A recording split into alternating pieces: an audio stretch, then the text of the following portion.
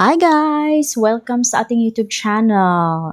Today's video, mag-react tayo sa wedding bands, May mga bands pala dito sa Pilipinas, no? Hindi ko alam ng mga ganon na where the church would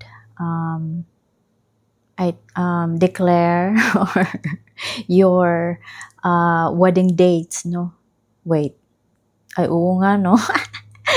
Hindi ko kasi ma-remember yung akin guys kasi twice ako nagpakasal, no? Doon sa first was in the States, tapos dito nagpa-renewal of vows ako dito sa Pilipinas. Ay, oo nga pala, no? Mayroon palang mga proclamation na ito nga date na ito, magpapakasal si whatever, chuchu, no? Ay, oo. So, yan, may mga marites, no, na nagsasabi na Bea Alonzo and Vincent Ko is planning to get married, no? Ang sabi nila is May. So, ano masasabi ko? Hindi masaya. Pag nag-ibigan ang mga tao, guys, wala taga akong pakialam. Mas masaya ako sa mga taong nag-ibigan kaysa nagwa-war or conflict or yung mga masakit na mga situation. Mas gusto ko yung mga taong nagpapakasal, nag-iibigan, umiibig, at saka nag-wish na iibig. Gusto ko sa mga ganon, okay? Ayoko ng mga taong walang hope na for love, parang patay na yung nila, or desire nila na may umiibig or may iibig sa kanila, or they're open to love again. So happy ako guys, happy ako kay Bea, no? Kasi she's up in age, no? Malapit na guys. Mayaman naman siya, no? So she can do whatever in terms of pregnancy, guys. Billionaire naman yan. So, wala yung problem about getting pregnant, no? Especially if she's getting married with the ko. Ay, naku, diba? Walang problema sa mga anak-anak dyan. Ang problema mo lang is time. Talaga, guys. Time. Ang problema sa mga anak-anak or fertility issues ba, or yung getting prepare your body. You need to prepare yourself. Kailangan talaga bigyan mo ng panahon ang katawan mo, no? So, wala yang issue sa mga mayayaman, no? Kung nakaya ko nga, 'di ba? Kasi nagpa-IVF ako, guys, kasi up in age na rin ako nung I was planning to have a baby. Tapos konti na lang yung konti na lang yung egg production ko, guys. So, yeah. So, to Bea and Vincent, I'm happy because love is love. We have to make the world filled with love rather than war. Mas bet ko ang love, guys. Talaga, yan talaga ang advocacy ko, no? No, hindi naman life is not perfect, yes, but it will test you to see what love is, no? And I think both of them already know their hurdles in life, their problems are in life.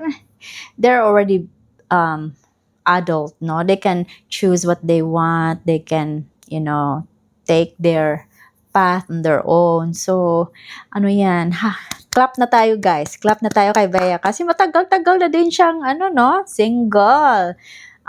Falling in and out of love. Mahirap din yan guys. Masakit yan sa puso, no? It's time for the heart to pause and have that someone love her. Kasi 'di ba 'yun ang sinabi ng mama niya, advice ng mama niya, let that someone find you and let that someone love you, no?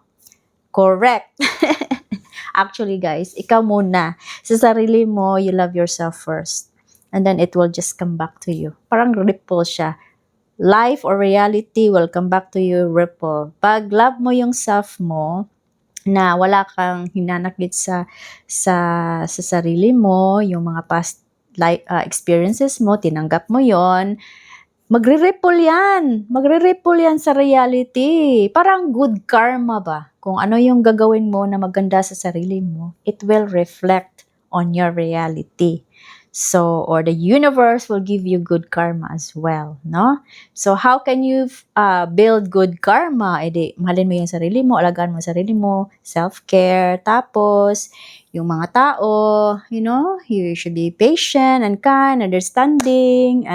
If you can do service, whatever service you can do, do it. Even just how simple, even sending a prayer is a service already, or even sending thoughts for good positive thoughts to someone who is sick, like that. It can make wonders. Your thoughts, new ideas, for that someone that is needing the kind of thought that they need. It helps. Good intentions to someone, especially who are in need, can reflect good karma on you. Okay, so clap na tayo kay Bea and Vincent. I wish them good luck. Sana tuloy-tuloy na. I'm really like hearing bells already. So parang doon na talaga yan pupunta, no? As long as talagang hindi sila magde-divert attention ng mga whatever na mga kung ano yung maririnig nila sa iba, no? Dapat focus sila sa kanilang mga damdamin, and then they have to work out their differences too. Kasi ganyan talaga ang buhay. May mga differences, dapat malaman mo siya. Hindi ka dapat blindsided na, ganito pala siya, ganyan na, too late na. So, dapat, early on, ito yung mga, negative side. Can you accept it or not? Dapat alam mo yun, guys. Makaya mo bang I-accept? Rather than married ka na, tapos dyan ka pa magmuni-muni na, shucks, hindi ko pala kayang tanggapin taong na to. Before the marriage happen, no, dapat muni-muni mo na, okay? Kasi yung husband ko talaga, guys, binigyan talaga niya ako ng time na, alam mo naman kung sino na ako, it's up to you. You can accept me or what, it's your decision. I will give you time to think na, ako ba talaga para sa iyo? Kasi alam mo na sino ako, the good and the bad, So, yeah. And I accepted him as what he is. Kasi nga, guys, kami ng husband ko, kami, twin flame. Parang, alam ko yung sarili ko nasa kanya. Yung, it reflect yung mga, lang siya, times 10 lang sa character ko. Pero actually, I can see something in him na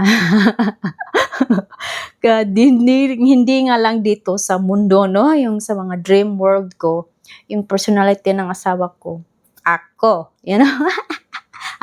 tough and strong ako sa dream world, okay? So, yeah, that's it. That's my take. We'll hope for the best for Vincent and Bea for their wedding plans. And yeah, that's it. We have to hope them for, best wishes and hope that this new chapter will give them a better avenue in their lives, and they'll be both happy together and building their new family. So that's it. That's my take.